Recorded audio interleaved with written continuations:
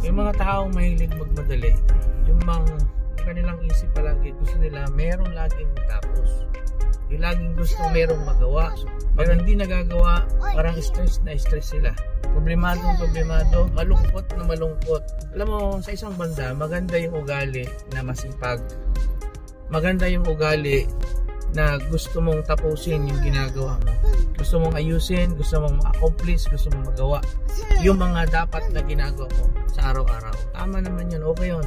Pero ang magiging problema mo lang, gumagawa ka nga pero malungkot ka naman. Gumagawa ka nga pero may reklamo ka.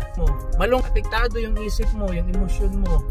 Masyado kang taranta, masyado kang worry, masyado kang alala, masyado kang... Okay lang yan na ginagawa mo.